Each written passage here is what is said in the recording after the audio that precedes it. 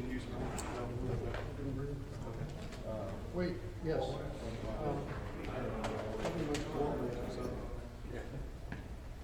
we're not gonna always told everybody. Yeah, there is some case of the. So until you get the time, I read the end of the book, so it's gonna be work in that. We're not gonna fight. But we're gonna fight it every day. the rest of the year. just depends on if we're gonna be around. Goes your mind. Yep.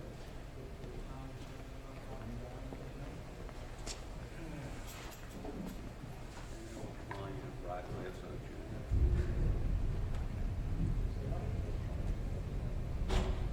Funny how this is all just. I don't know. Yeah, I wouldn't have thought that they had this here. This Bubba. Oh, I'm sorry.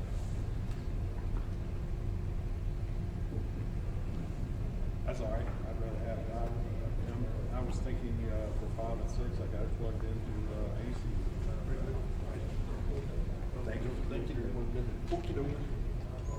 China's right there. Yeah, we all. Yeah, we got it. So basically, it's got like this one's got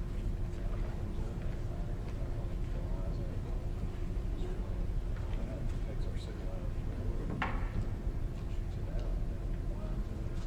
Ladies and gentlemen, we will begin our news conference in about 5 minutes. What will happen is you will hear from Bossier Sheriff Julian Whittington, who will update us on the Bossier Doe case involving an unidentified young female who was found murdered here in Bossier Parish more than 34 years ago. Following his comments, we will then open up the floor to questions from the media. Also, this news conference is being streamed live via YouTube through our Facebook page. You can find that on the Bossier Sheriff's Office Facebook page. Click on the news feed where the news conference shows. Also, I ask you to silence your cell phones as we get ready for the news conference. Appreciate you being here. We'll begin shortly. Thanks. So it goes to the central server.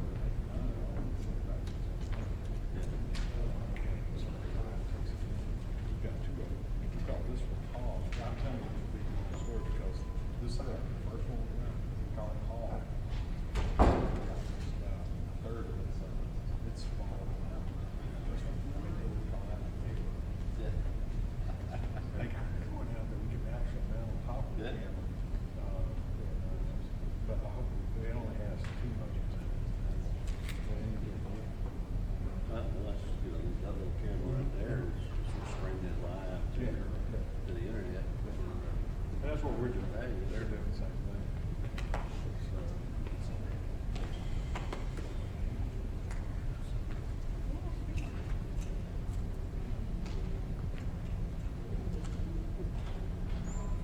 Technology. it is. The fun part is it's still live.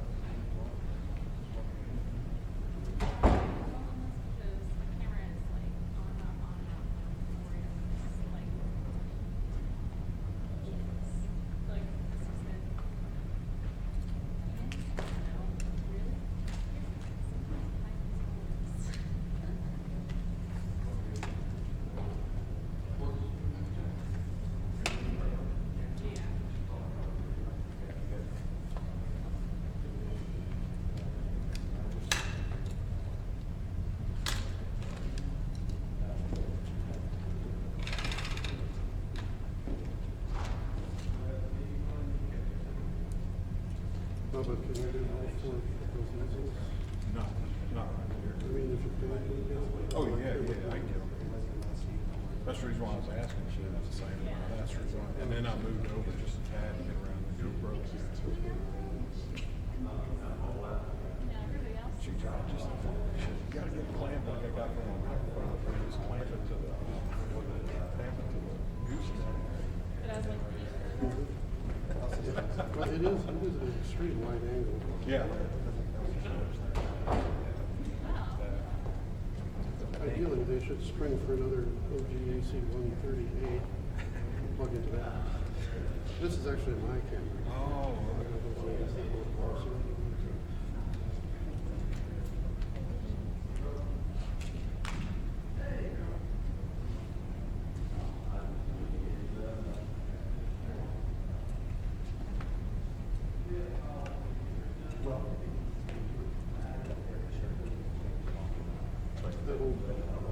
Minnesota has P2 cards too.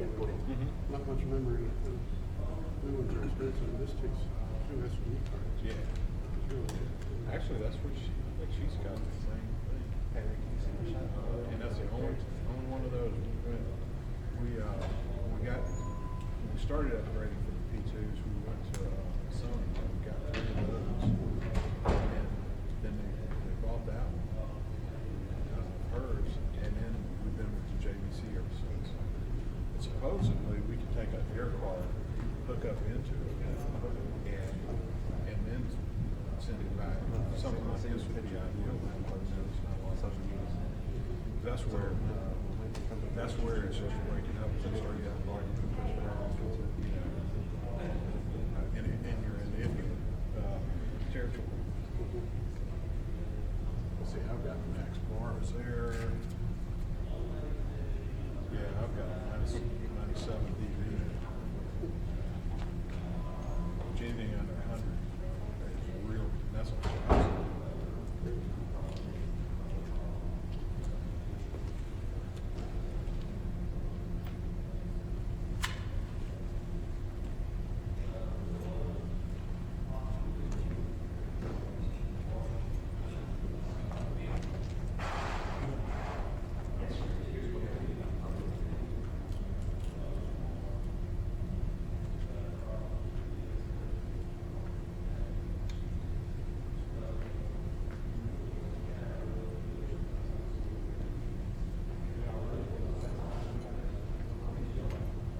Well, I'm hoping this holds up, because it's shut off and on at least 15, 20 times so far, and usually that's like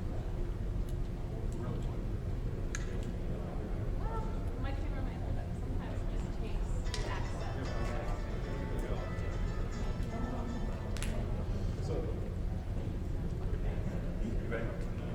Huh? Yeah. Yeah, hello? Yeah. Because it's such an upgrade. Well, It's like the big city compared to Monroe. I was KP, yeah. So was Clay. She was Mic check, 1 2 1 2 1 2 1 2. Testing, 1 2 1 2 1 2. Testing. Okay.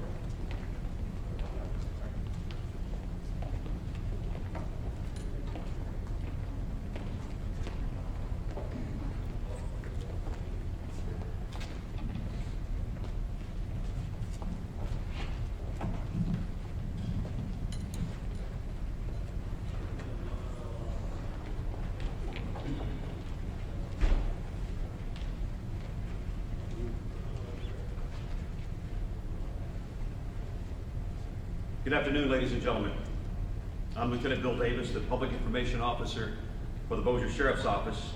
We'd like to thank you for being with us here this afternoon as we bring an update on the Bossier Doe case involving an unidentified young female who was found murdered here in Bossier Parish more than 34 years ago. We'll introduce the folks you see up here on the platform in just a little while, but first, I'd like to welcome Bossier Sheriff Julian Whittington. Good afternoon. 34 years ago, back on January the 28th, 1981, Bossier Sheriff's Office began an investigation of a homicide involving an unidentified young female who was murdered out here on the eastern side of Bossier Parish. Over the years, she was known only as Jane Doe. Most recently, with the creation of the Facebook page, she became known as Bossier Doe. For more than 3 decades, the identity of this young lady has been a mystery. Today, we can now say the mystery is over, and her family now knows who she is. They're getting answers that they've been seeking for more than 34 years. The identity of Bossier Doe is that of 17-year-old Carol Ann Cole from Kalamazoo, Michigan. It's been a long 34 years, 1 month, and 5 days, waiting for the Cole family. But I'm here to tell you the waiting is over, and Carol Ann is coming home.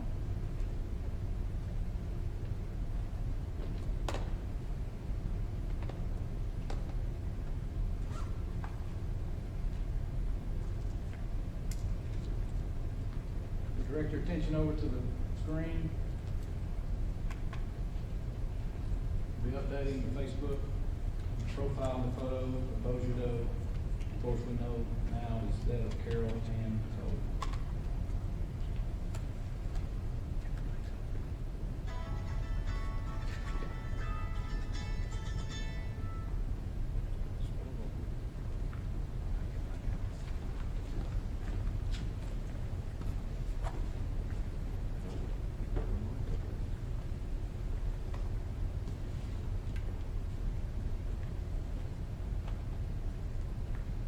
Standing here with me today is Jeannie Phelps, the sister of Carol Ann, who traveled all the way from Kalamazoo, Michigan, to be here with us today at this news conference. We'll hear from her in just a few moments. I can tell you that today is a bittersweet day for the family of Carol Ann. Solving the identity of our homicide victim is due to some of the best detective work any law enforcement agency could possibly ask. This team of dedicated investigators has been working tirelessly to find out who is Bossier Doe. Homicides are the worst crimes of all, and when you don't have an identity of your victim, it can become frustrating for law enforcement, especially when it lingers year after year. But while our investigators have been working to solve the identity of this young lady, a family in Michigan is trying to find out what happened to their loved one. They wanted answers, too, and not knowing also lingered year after year. We are pleased to know, while they are pleased to know the identity of this young lady, we also know this now brings some long-awaited bittersweet answers to the family who has been wondering for years. The wait is over. You now have your answers. You can now have a sense of closure. You can now bring Carol Ann home. I'd like to introduce the folks you see standing behind me here today. They were all very instrumental in the solving of this missing person and identity.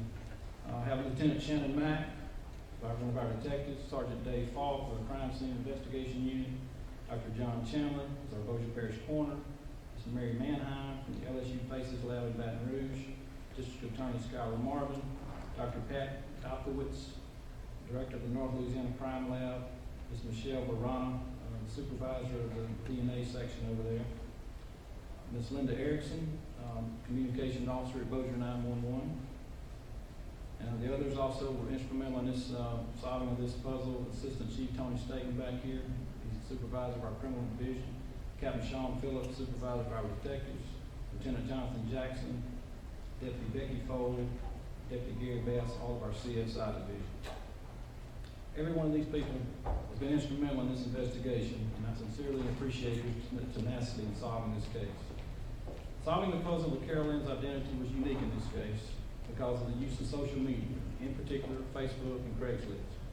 Lieutenant Mack created a profile page for Bossier Doe in early February to share the story of this young lady around the nation. We've used social media to seek the public support in the past, primarily to search for answers to cases unique to our area. But we felt Carol Ann could have been from South Louisiana or possibly another state. The idea came after seeing a similar case on Facebook. Social media helped solve a missing persons case that was more than 35 years old, involving a teenager from Florida that had been killed in New York.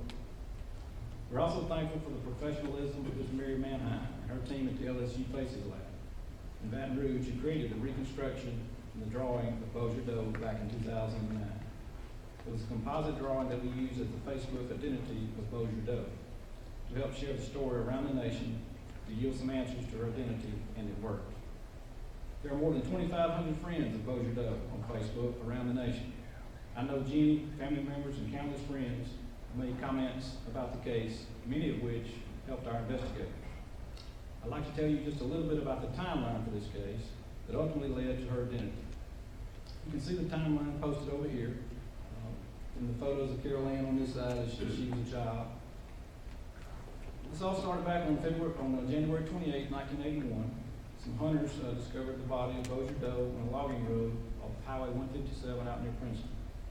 Bossier Sheriff's Office started their investigation and found that the victim had no identification on her. There were very few leads in this case. Aside from the clothing she had on, she was wearing a large buffalo nickel belt buckle, and shoes with names written on them. She had a substance on her teeth that forensics experts said was used to hold braces on her, to bond braces, indicating that she had removed those braces on her own. Bossier Parish Coroner's Office found multiple stab wounds and determined she'd been deceased approximately 4 to 6 weeks. We had little to go on. The case of the identity of this young lady remained a mystery for years. With improvements in technology and the advancement of crime scene investigations, forensics, DNA, and missing persons databases, in September of last year, I directed our detectives to reopen the case. Even after all these years, this was someone's daughter, sister, who wanted answers. We were determined to provide them. Our detectives diligently searched more than a dozen missing and unidentified person databases. In November of 2014, an additional DNA extraction from the teeth of Bossier Doe created a full DNA profile, which would ultimately play a critical role in solving her identity.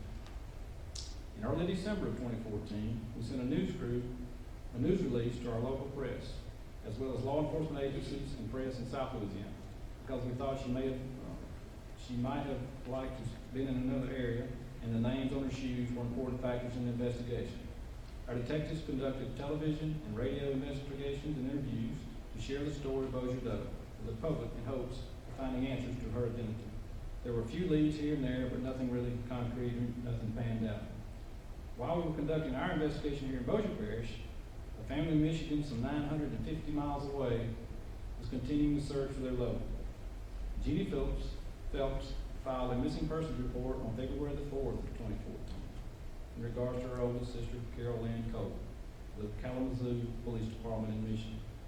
About the same time back here in Bossier, on the 6th of February, we created the Bossier Doe Facebook page.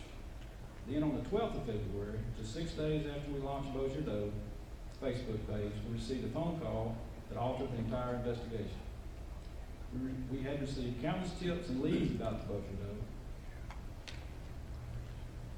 who it could be, but none panned out. This tip was different though. Ms. Linda Erickson over here, a communications officer with the 911 call center here in Bossier Parish, contacted our detectives on the 12th of February to say that she saw a posting on Craigslist that caught her attention. It was an ad that Patty Thorington, the best friend of Jeannie, had created with a write-up and a small photo of Carol Ann, hoping someone may have seen her. Just days earlier, Linda had also seen our Facebook page posting of Bossier Doe. After seeing both images, she contacted our crime scene investigations to make the connection. This all happened less than a week after the Bossier Doe face page was created. Detectives quickly determined that the timeline of Carol Ann's disappearance, her likeness to the recreated image of Bossier Doe, and the fact that she had removed her own braces made for a hopeful lead. On the 15th of February, Patty contacted Bossier Doe's Facebook page by private message with a side-by-side photo of Bossier Doe and Carol Ann Cole. The resemblance was remarkable. That's the image you see here on the easel. Our investigators contacted Jeannie for the first time on February 16th. That same day, they also contacted the Kalamazoo Police Department to set up a collection of DNA samples. On February 19th, Michigan authorities collected DNA samples of Carol Ann Cole's biological mother and father and sent those samples to the Bossier Sheriff's Office. The samples were taken over to the North Louisiana Crime Lab and processed by the DNA professionals over there, and they were able to confirm or match the DNA profile of Bossier Doe. The waiting then began. We anticipated a few weeks, but let me just tell you, they did an outstanding job, folks. They could have taken longer, but they knew the urgency of this, and they really did a fine job. We appreciate them getting that back to us like they did. They did an amazing job. We knew all along there was a family in Michigan that also wanted to know who this person was. But I'm here to tell you, Jeannie, the wait is over. At this time, Jeannie, the sister of Miss Carol Ann Cole, would like to read her statement.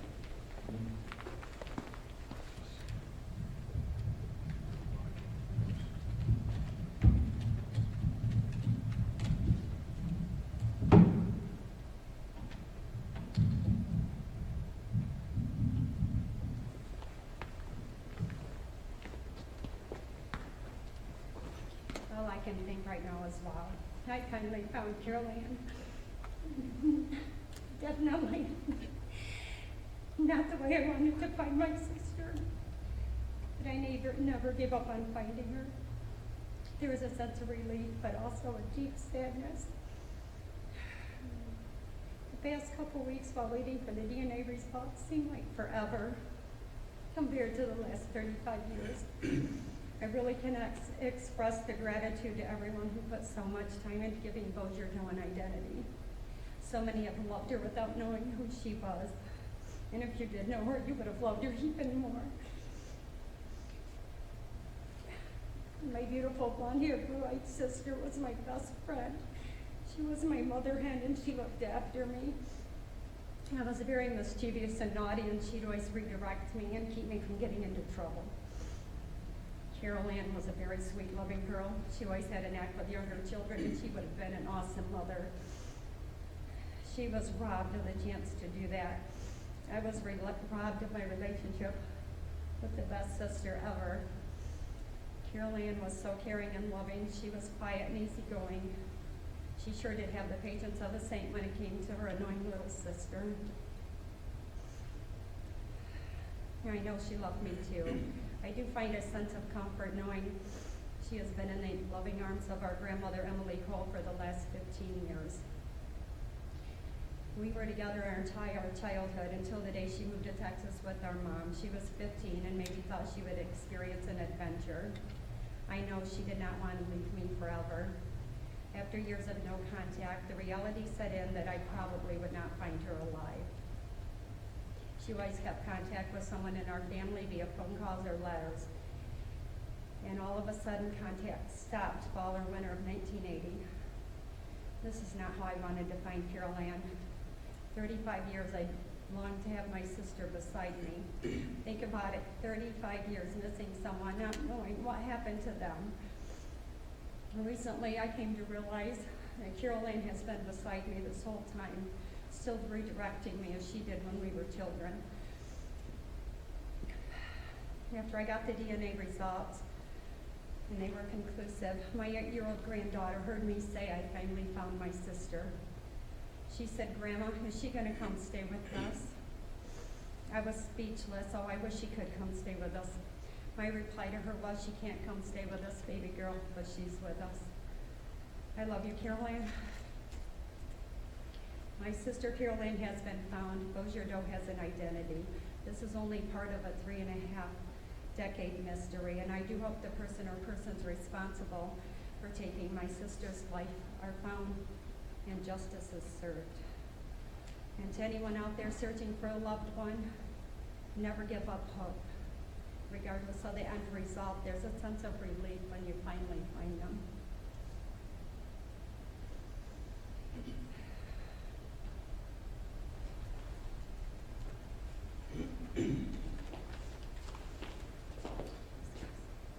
All right, we would open it up for questions.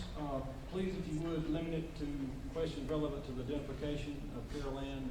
The investigation part is completely separate. We don't want to compromise any of our facts or information. So with that said, we're glad to open it up for any questions we can try and answer. Did you expect for it to be this quick in response using social media? My knowledge of social media is so limited. It shocked me. It really did. I had no idea that many people keep up and watch and check these things daily or several times a day. And the way, as fast as it happened, it amazed me. I think it did most of it, yes, ma'am. Using social media like this, is this something that, since you had success, is this something that you might apply to other cases? You better believe it. Absolutely. It's too good of a tool not to use. Will the remains go back to Michigan so the family can have more closure? Yes, ma'am. The coroner, Dr. John, has been excellent working with that, and that's the plan. What are the next steps from here? Investigate. Half the puzzle's been solved, identifying Carol Ann. The other half will be solved when we find out who did this. After this many years, is it solvable? It's obviously more difficult than it would be if it were yesterday, but we're already involved, and we're going to keep looking, and hopefully we can find who did this. How does it feel knowing that you all got to this point for the family? I spent a little time with the sister here this morning, and just like I referenced, and even through all this yesterday until we got the pictures and we saw, even though we had a name and we had this picture, when you see the pictures and photos of the little girl, it just kind of, she was somebody's, as I said there earlier, she was somebody's sister, somebody's daughter. He's a real person. And those pictures just kind of brought it home for me.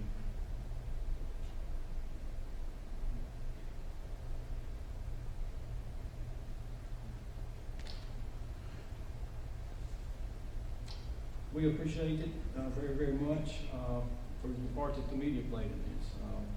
I know we did interviews and things, as I mentioned, getting the word out every means, every way possible, and most likely, probably, as our investigation goes forward, we're going to need your continued help. So thank you for what you've done. Solving the question of the identity of this young lady that has remained a mystery for over 34 years and renewed our vigor and determination to never give up, keep digging, come up with innovative ways, in this case Facebook and other means to solve these cases. So thank you so much for what you've done, and that concludes our interview. We'll be available if anyone would like an interview. Thank you.